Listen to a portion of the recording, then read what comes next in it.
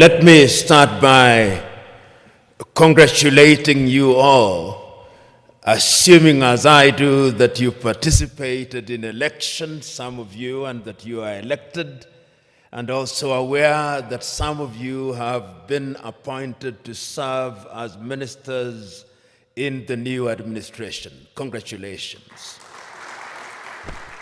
And also permit me to thank the Office of the Prime Minister for inviting me to share my thoughts with you on a subject that I think is very important, not only to the federal government of Ethiopia, but to the people of Ethiopia and by extension, the continent of Africa.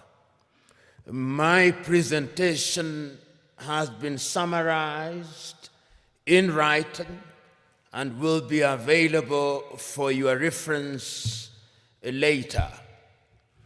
Let me start by saying that the subject of Pan-Africanism is one that remains as important today as it was, in my view, many years ago. Those of you who are familiar with the struggle for Pan-Africanism will remember its story, particularly through the activities of Africans in the diaspora.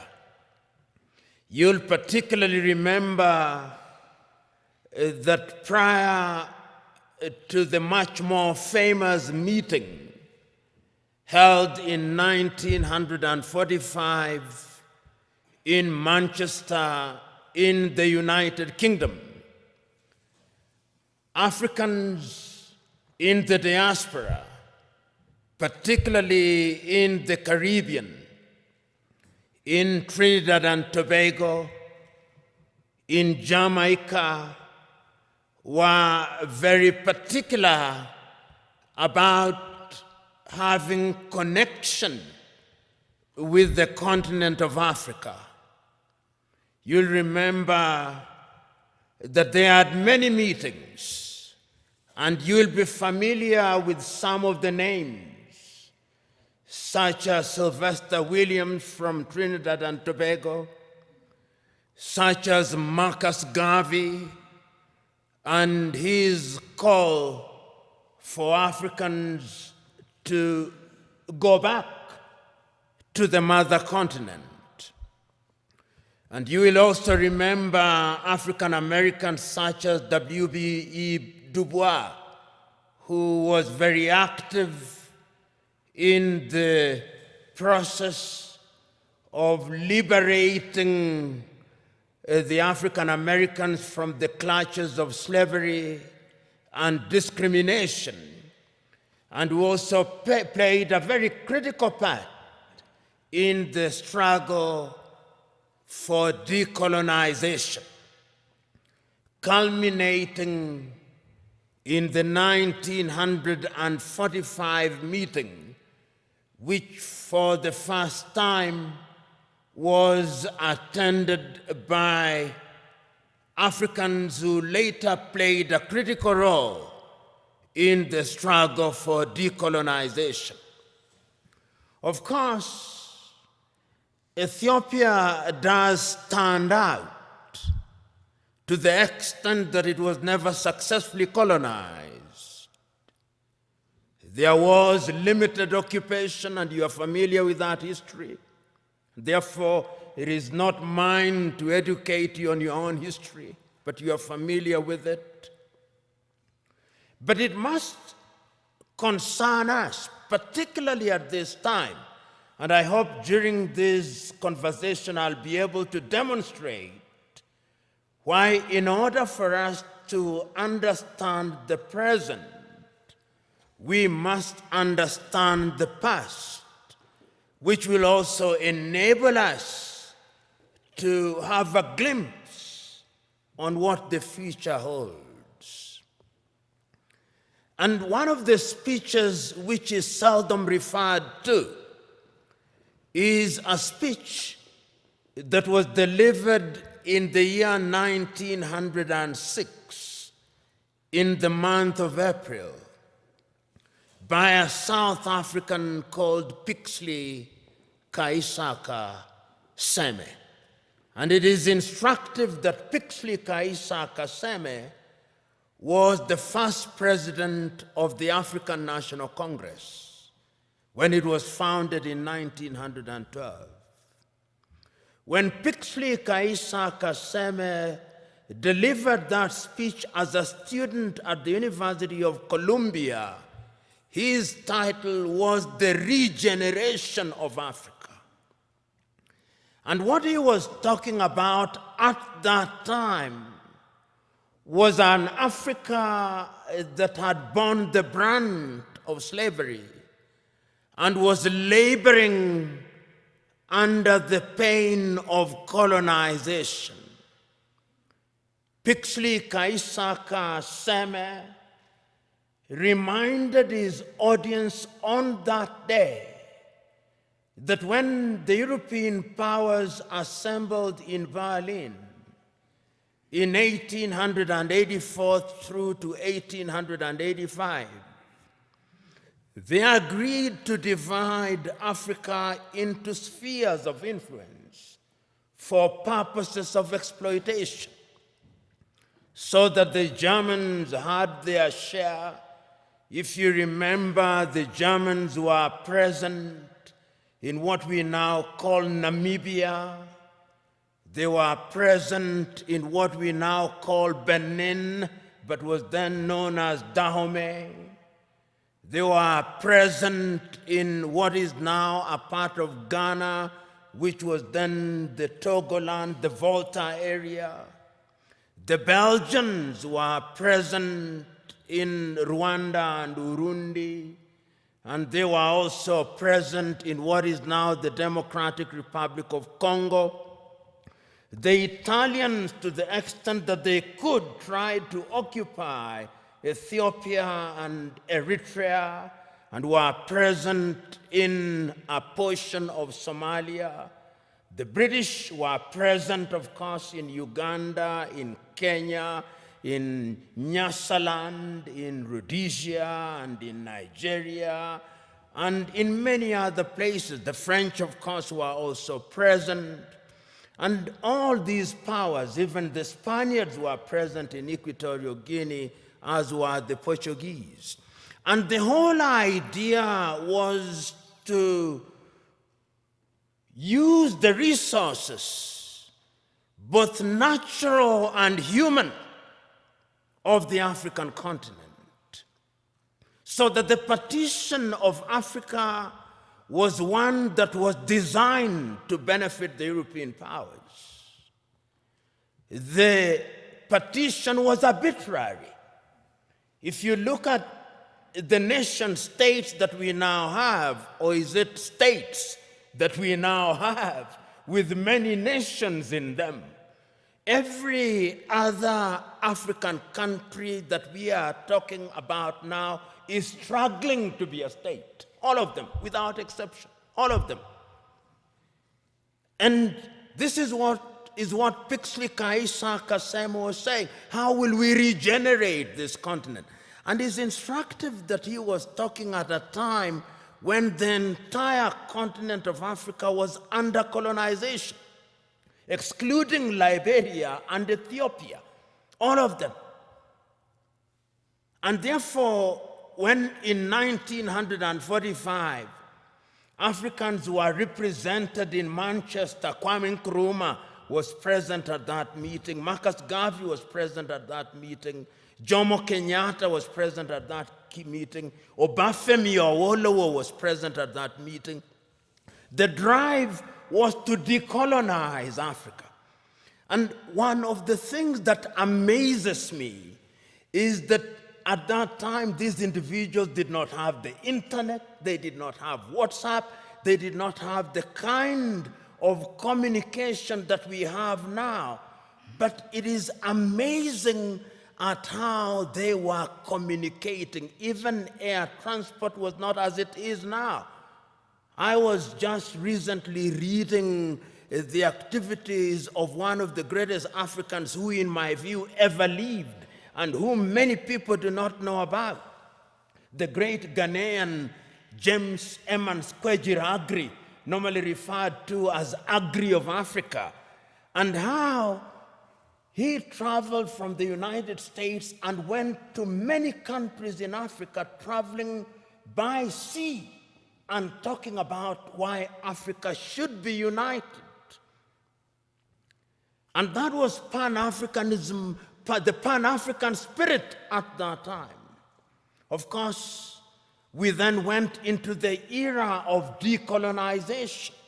And the spirit again was one which was consistent.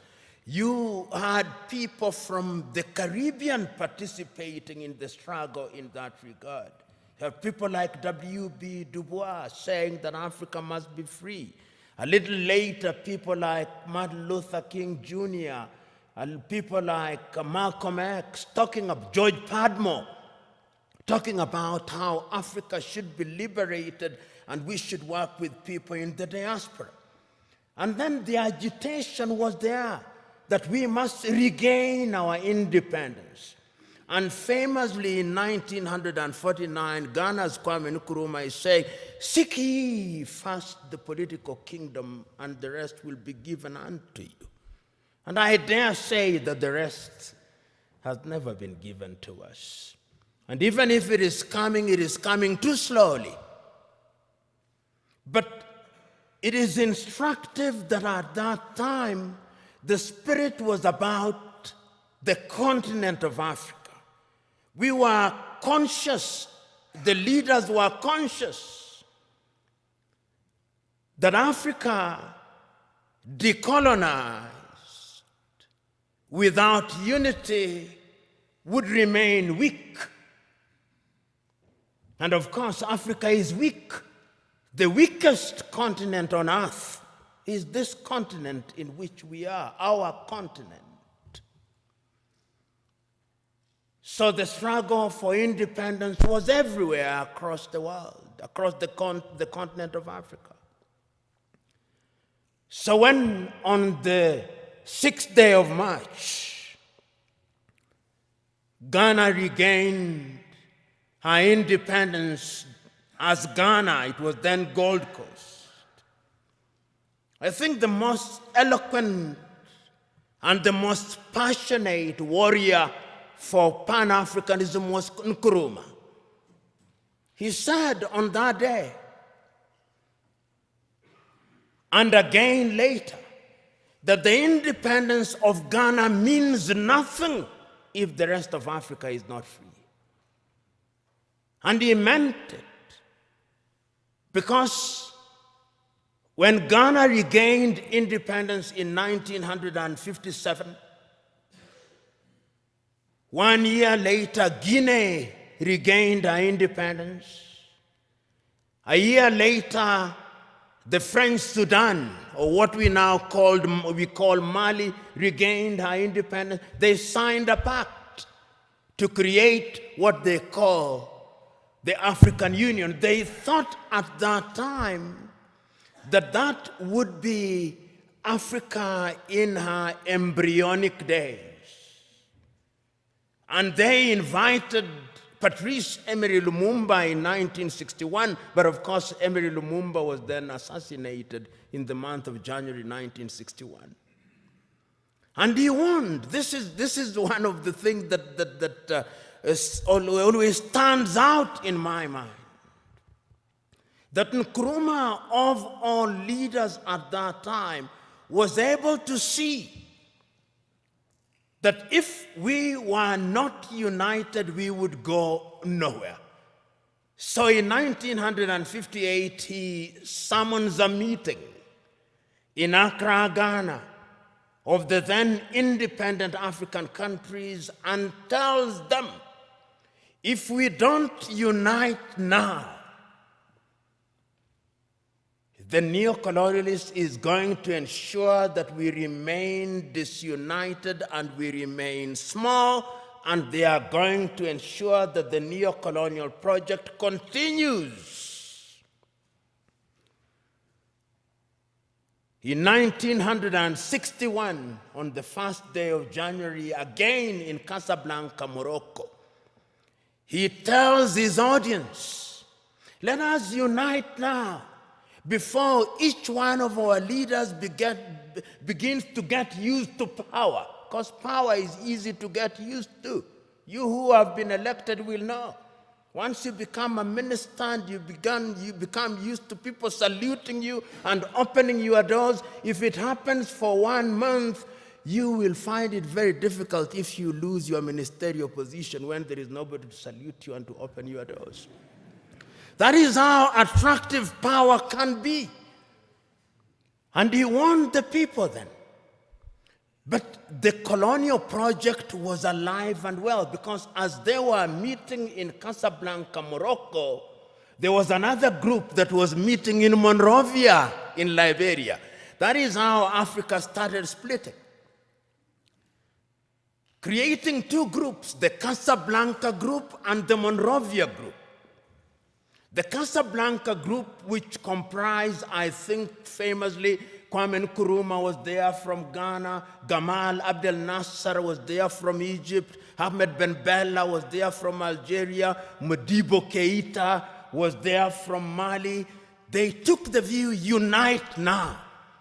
The Monrovia group, comprised of William Tubman at that time. Emperor Haile Selassie was also in the Monrovia group. Mwalimu Kambarage Nyerere was in the Monrovia group. They took the view, we want to unite, but gradually. Let it be gradual. So that when Emperor Haile Selassie of Ethiopia convenes a meeting in Addis Ababa on the 23rd through to the 25th day of May 1963, there are two groups already. The Pan-African agenda is already being watered down. There is the Casablanca group and there is the Monrovia group. And the creation of the OAU was a victory for the Monrovia group. And I want you to, there were 32 heads of states and government who met in Addis Ababa, Ethiopia on the 23rd through to the 25th day of May, the year 1963. And I want you to listen to all of those speeches, or the compilation of them. There is a compilation of them that was made in the year 2013 when we were celebrating the 50th anniversary of the Organization of African Unity. And listen to all the speeches, and I pick out a speech from the leader of Central African Republic, David Dacko. David says, Central African Republic is so small that if we are not a part of an African Union, the French will come again. And they have come again.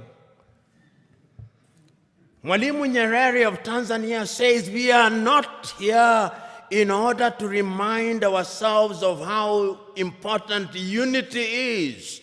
We are here to talk about the unity of Africa. The host, Emperor Haile Selassie of Ethiopia, says, it is important for us to realize that we must make sacrifice for the future, because a disunited Africa will never realize our potential. But the most passionate speech again was that of Kwame Nkrumah. He tells them, let us not leave here without one government, without one army, without one currency, and without having chosen a capital. And I propose that the capital of the new Africa either be located in Bangui in Central African Republic, or Leopoldville, now Kinshasa, in the Democratic Republic of Congo. But I'm open to any other suggestion. And let us leave here once we have put together a council of foreign ministers in order to begin to work towards an African Union. That is Kwame Nkrumah. Nobody listened to him. We ended up with the OAU. And the story of the OAU can be told and retold. Some say that it was a toothless bulldog. Others say that it was not even a dog. But whatever it was, it cannot be denied that it made a contribution to the process of decolonization of the continent in many ways, complete with the establishment of the liberation unit of it, which was headquartered in Dar es Salaam in the United Republic of Tanzania, which was spearheaded the decolonization of quite a number of countries at that time. But the point that I'm making is that the Pan-African spirit at that time was about a united Africa. Because you will remember at that time that France never wanted to leave and has never left. It is always instructive that when the French left, they formed an organization called Organization for French-Speaking Countries. The British also created their own Commonwealth of independent nations. But what is instructive is that the Queen is always the head of those independent nations. I've never understood that. Perhaps the presidents do. The Portuguese, of course, you know, never left easily. Until 1980, when I was an adult, they were still fighting in Mozambique, in Cape Verde, in Guinea-Bissau, in Angola, and in Mozambique. The apartheid regime, of course, only left in 1994, and I wonder whether they have left. That is Africa for you. So that the fears of Kwame Nkrumah that if we were not united, we would have problems, started haunting us. He said that if we are not united in the Pan-African spirit, what is going to happen is that the imperialists is going to control us. They are going to emphasize our ethnic differences. And they are going to ensure that we begin fighting amongst one another. And as we do so, they are going to exploit us. And they started. In January 1961, they assassinated Patrice Emery Lumumba, and Congo has never been the same again. In 1963, they assassinated Sylvanus Olympio in Togo, and Togo has never been the same again. Then there were coups d'etats. Kwame Nkrumah himself, in 1966, eliminated via coup d'etat, all his writings, all his speeches banned, never to be read, never to be listened to until 1972, when Ignatius Kutu Acheampong rehabilitated him.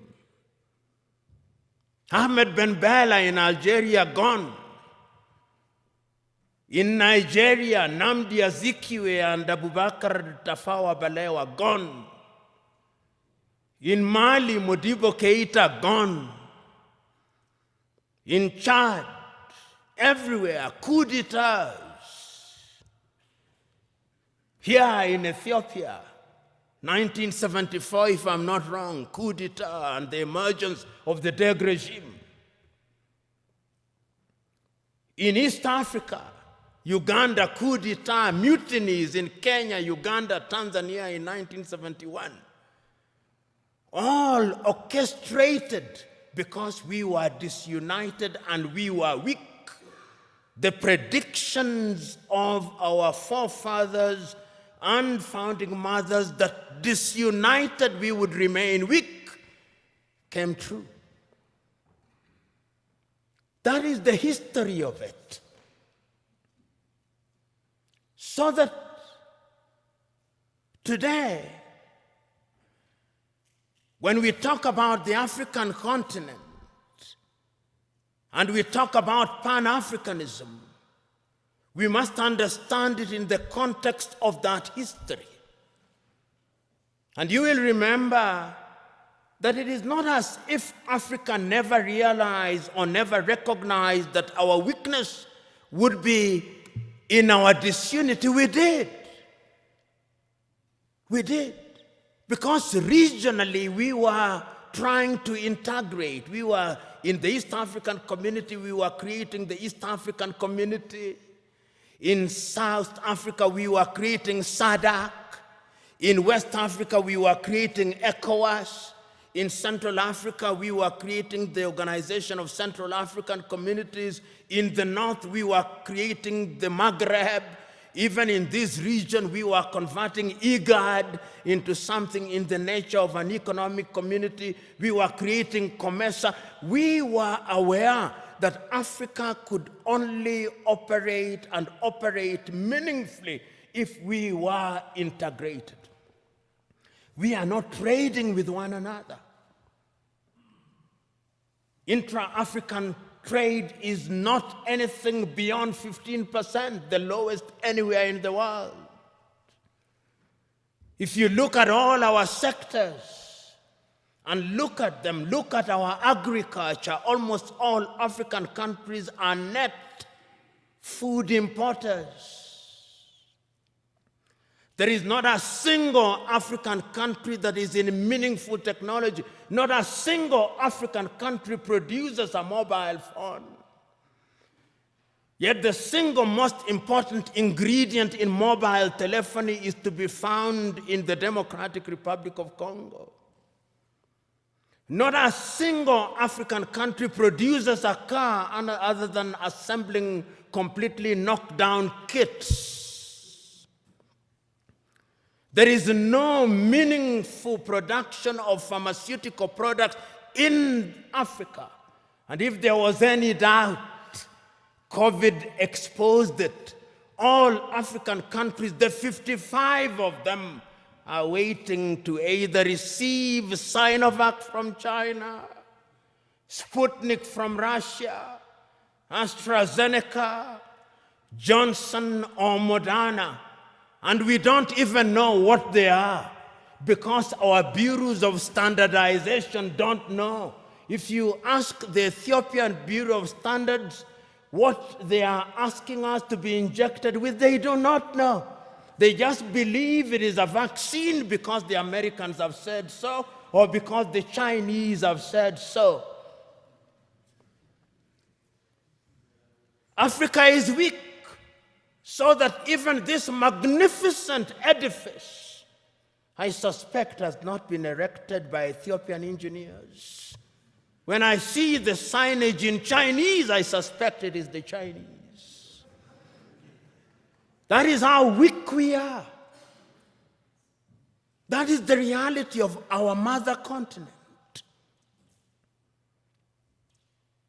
It is because we are politically weak, we are economically weak, socially we are disorganized, culturally and spiritually we are confused. That is the continent in which we are today. And the question, therefore, what would we do continentally in terms of trade? In 1980, under the Lagos Plan of Action, and some of you have been ambassadors, some of you, you are now serving cabinet ministers, you will grapple with this on a daily basis. Under the Lagos Plan of Action, Africa sat down in Lagos and said, we are going to improve trade amongst ourselves. 1980, Lagos Plan of Action. Did we do it? No, we did not do it. We did not do it because the European Union was instead engaging us under the African Caribbean, the Lomé Convention of 1975, or the Cotonou Convention of 2000. Africa remains the only continent which is described as Anglophone. So in Kenya or Uganda, where possibly only 20% speak the English language, we are Anglophone. In French, former French colonies, they are Francophone. In former Portuguese colonies, they are Lusophone. In some Arab countries, they are Arabophone. That is who we are.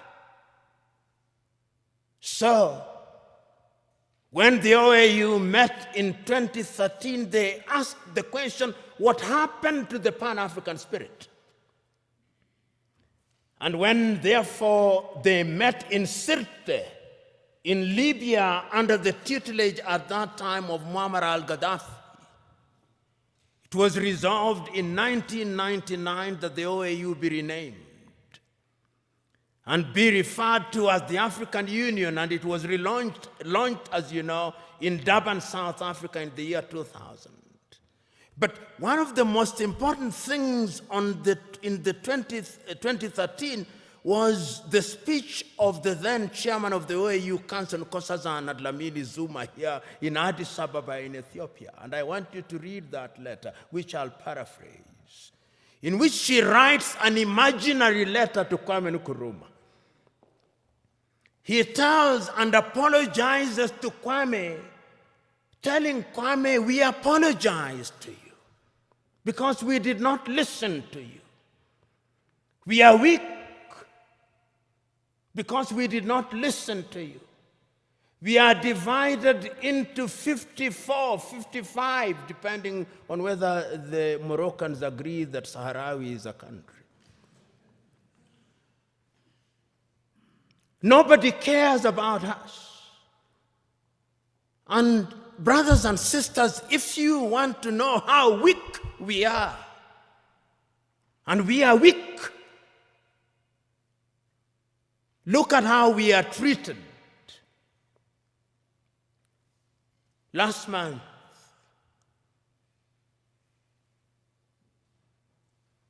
the world met in New York. The General Assembly. When African heads of states and government are speaking, the hall is empty. Nobody bothers because they are saying nothing. And even if they are saying something, it is something that can be ignored. Compare when an African head of state and government is speaking and when the Prime Minister of Little Israel is speaking. They will listen because we are weak and disunited.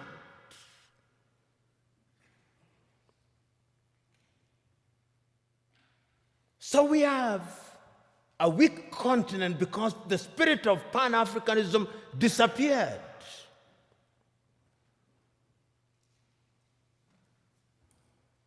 So the question that we can ask, what is the state of Pan-Africanism as we speak today?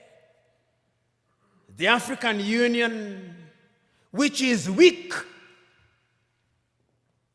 says the right things and does the wrong things 9 out of 10 times.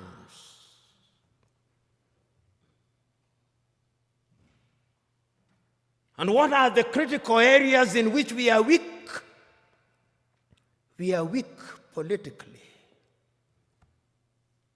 because nobody listens to us. On the 3rd day of March, 1900, on the 6th day of March, 1997, Mwalimu Julius Kambarage of Tanzania, speaking in Accra, Ghana, on the occasion of the 40th anniversary of the independence of Ghana, said, the speech is entitled, "We Unite or We Perish." And Mwalimu says, I want to apologize to Kwame Nkrumah. Those of us who believed in gradualism were wrong. Nkrumah was right. But Nkrumah also did not appreciate the level of suspicion that existed amongst the leaders at that time. Our generation, he says, fought for the liberation of Africa.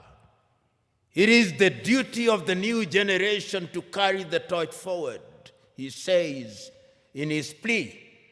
He says that I do not believe that the tribe can be the basis of mobilization in Africa. And he said that as I travel along across the world, people do not care about our Tanzanianness or our Ghanaianness or our Kenyanness or our Ethiopianness. In their eyes, we are all Africans. And perhaps that is what we should use as the building block in order to talk about African unity. But we are not being naive about that unity. Because sometimes when we talk about Pan-Africanism and about African unity, people think we are being too simplistic about it. No, it is not being simplistic and being naive.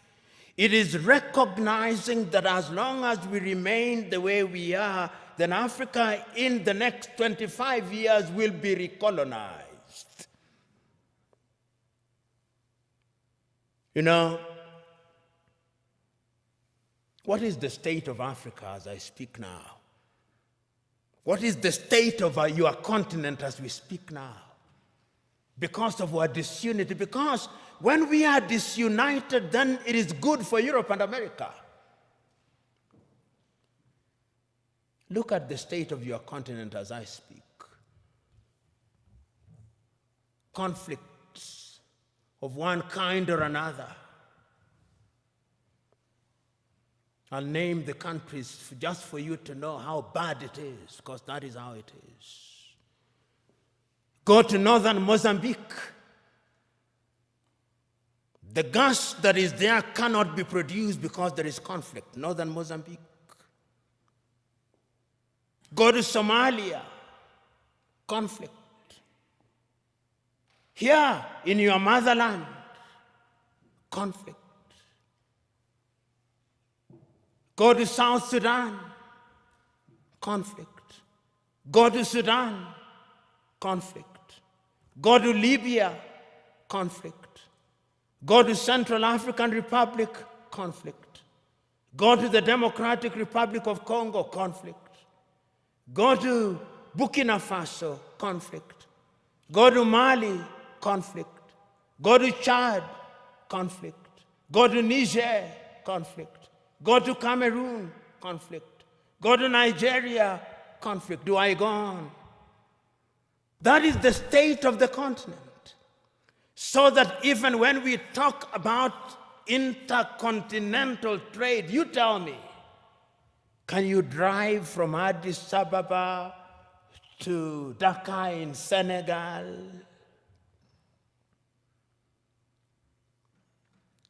Unless you are Daredevil himself. Which group will not kidnap or ambush you? That is the state of the continent because we are weak and disunited. I fly from Nairobi, Kenya for 1.5 hours. I come from the shilling zone. I go into the birr. 33 currencies in Africa. 33 currencies. None of which is used to conclude transactions anywhere. I come to Addis Ababa, Ethiopia, and I show my shilling. They say, what is this? But let me show the dollar. Oh, this is it. Let me show the euro. This is it. 80% of transactions in Africa are concluded outside of the continent in dollars. So you may have the Central Bank or the Federal Bank of Ethiopia, or Mickey Mouse. You may have the Central Bank of Kenya, Mickey Mouse. You may have all these 54 central banks useless because we are not playing in the real league, we are playing in the small league. That is the state of the continent. So as you have the honor and privilege of serving in the government of Ethiopia, and as you think about integration, that is the continent in which you are now, weak. That is the state in which we are. I watched a woman from Nigeria who had been rescued from the Mediterranean around Lampedusa saying, I will not go back to Africa. Even if I die in the Mediterranean, I'll try again and again. What is it that can make a human being say that I do not want to go back to my home? Because the natural instinct of a human being should be that you want to go home. It's because we are weak. Let me conclude by looking at Africa in the future. What is the state of Pan-Africanism?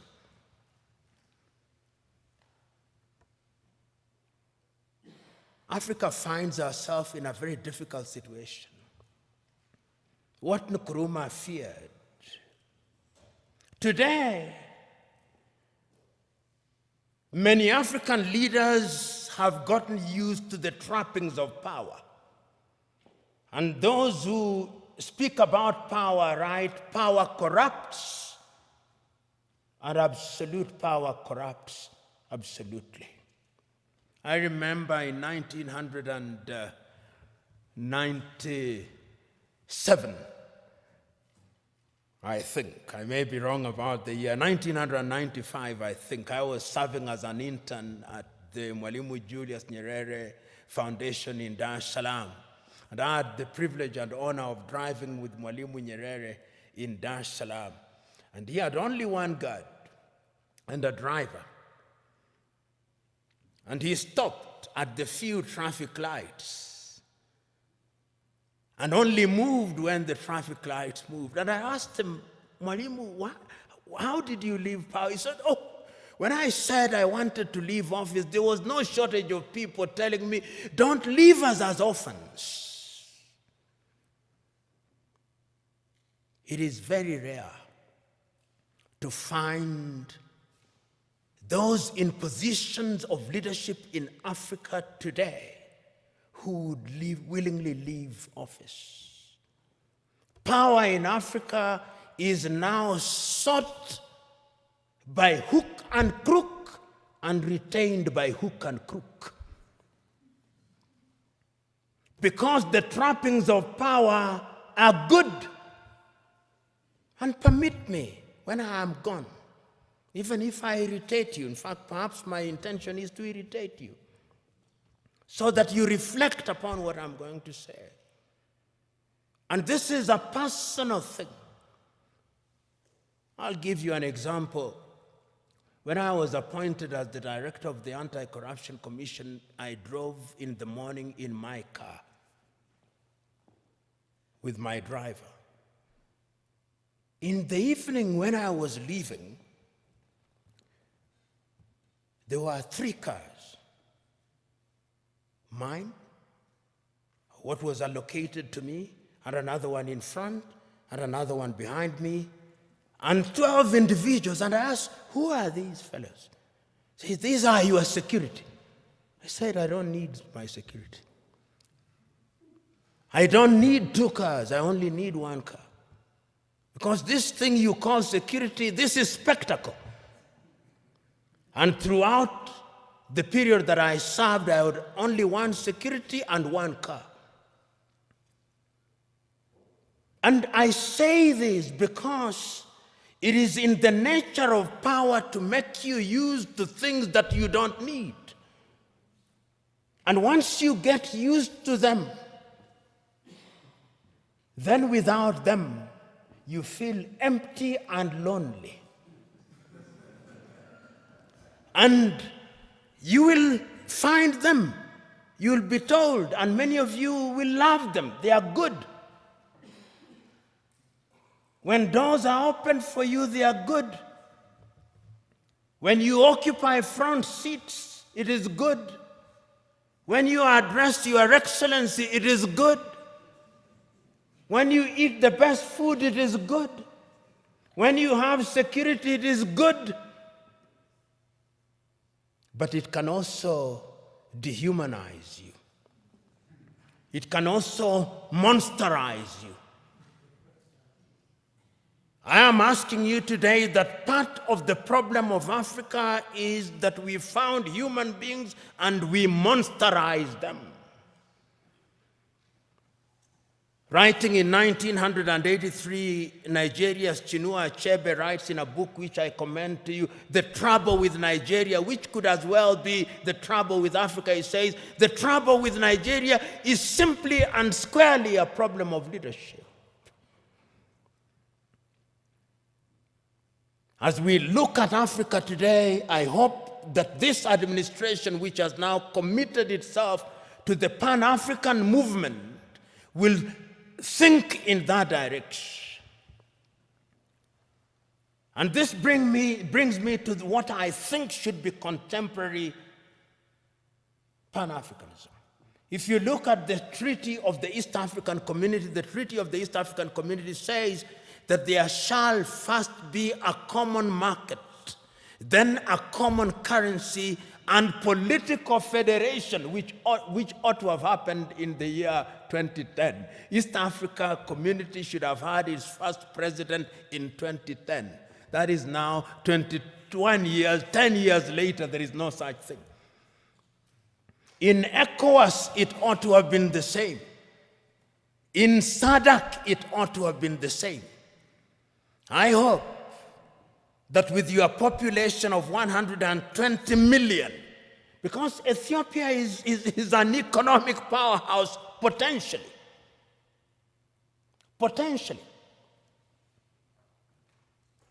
You know, Pan-Africanism, the new Pan-Africanism must have an economic component of it. That is how I understand Africa Agenda 2063. Africa Agenda 2063 says that by the year 2063, Africa will have pulled up her people into a middle-level economy on 7 pillars, economically, politically, and otherwise. And the Africa Continental Free Trade Area suggests to me that we'll have broken all the tariff and non-tariff barriers. Will we be able to achieve those in the spirit of new Pan-Africanism? Will we have one currency? Will we have one passport? We have already said so under the Kigali Agreement that we are going to have one passport. Will we have one telephone code? We have 55 telephone codes. You move from Nairobi 254, you come here, you have another one, you go to Eritrea, you have another one. There is no connectivity in the 21st century. How can you be taken seriously? Those of you in the United States of America, you fly from Boston, Massachusetts to San Francisco in the West, 6 hours, 40 minutes, the code is 1. The tariff is 1. The COVID test is 1. I moved from Nairobi to Addis Ababa, COVID test. If I don't travel this evening, I'll be subjected to another COVID test. I go to Tanzania, COVID test. Uganda, COVID test. Your nose will begin debating with you. In the United States of America, you take one COVID test from Miami and you don't take it as you go to St. Louis in Missouri. I'm talking about very practical things. I come here and I have to go through an immigration. My passport has to be stamped. Somebody in the United States of America does not have to do that. Somebody in the European Union across 27 countries does not have to do that. In China, which is, of course, 1.4 billion, does not have to do that. Until we change all those things, we are going nowhere, so that we have only one telephone code, so that we have only one currency, so that we have only a single immigration, so that we eliminate all these armies. You know, you look at some African countries and they have an army, which complete with 5-star generals who have never even quelled a street riot, and they are generals. Money goes into maintaining militaries, maintaining embassies that you don't need. You see why Africa is poor? All these 55 countries have embassies. If we were one, there would only be one ambassador for Africa in the United States of America. There would only be one army with regional policing. Am I being naive or simplistic? Yes, we can create a single Africa with a loose government, a confederal government, dealing only with foreign affairs and defense and monetary policy and general policy formulation, with different governance systems. That is the only way in which these narrow tribal instincts will be dampened. But as long as, and now I want to conclude, if we only see Pan-Africanism as sentimentalism, as a romantic idea about which we debate, and we remain as we are, then this is the Africa that I see. This is the Africa that I see in 25 years' time. Many Africans, either legally or otherwise, will break into different autonomous countries. Many of them. We'll have more than 100 countries in Africa, each claiming self-determination, and is already beginning to happen. Because we will be looking at narrow ethnic agenda as the only way of defining our affairs. Ethiopia will break down, Kenya will break down, Nigeria will break down, South Africa will break down. And look at South Africa. Only last week, the whites in Western Cape in South Africa have delivered a petition to the government in Pretoria saying they want to create their own country.